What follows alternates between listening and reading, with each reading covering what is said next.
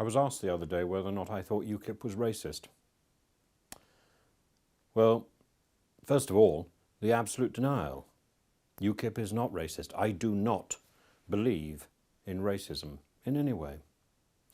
UKIP attracts a few crazy people, of course, and they've got inappropriate ideas, but then so does every other political party. This is part of the wonderful patchwork of democracy. You know, Labour has councillors with a BNP background, and if you remember the shady days of Ian Duncan Smith, I think there was a fellow with an aide with BNP sympathies there who was quickly booted out. So there's a rumble of scandal there. There's a rumble of scandal in many political parties. And we shouldn't be surprised if there's a similar scandal or rumble of scandal in UKIP. But in the case of UKIP, we really do throw them out. We are very decisive. UKIP is alone, in fact, in saying that it would not allow somebody with, say, a BNP background to stand for office. That's certainly one way of making it clear that we will not tolerate racism. But racism, of course, has a way of creeping into issues, especially if we need to address the problem of immigration. All the parties, incidentally, talk about immigration, but only UKIP has a message that I believe is free from racism. Let me explain. Europe, the EU, is a gradually expanding empire, sort of international school where all the children take turns at being teacher, while the real principal is hidden behind a desk in Brussels. It has its bullies and its victims. It's probably time for Angela to be placed on the naughty chair for the way she's teamed up with her gang and tried to lock Andonis and now Yanis and Alexis in the toilet.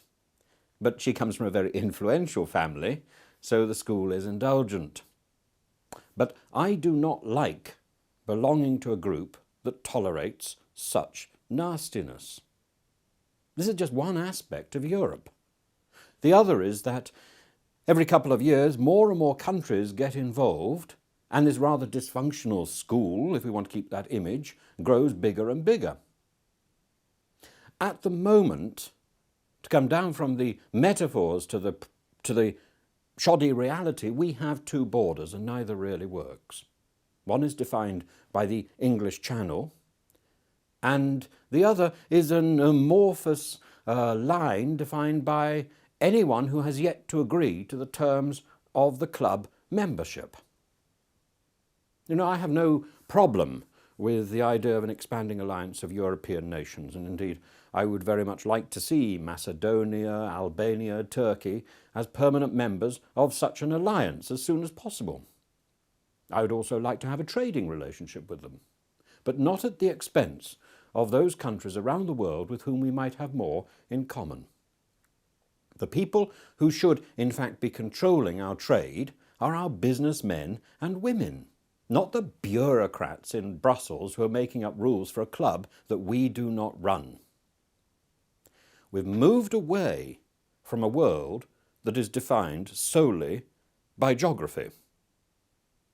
The internet can and should give us access across the globe, but instead we are stuck in the EU with an outdated and expensive white elephant, which is changing shape without our being able to control it.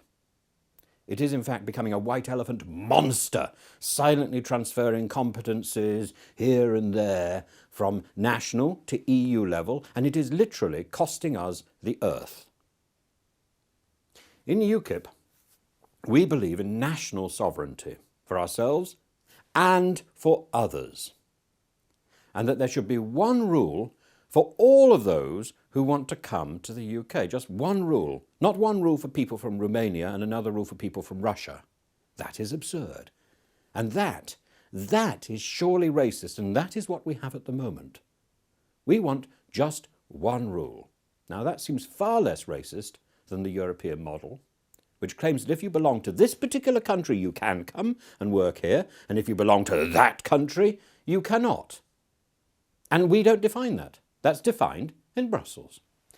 If you want to work here, we should be asking what you can do, not where you are from, and definitely not whether you belong to a particular club.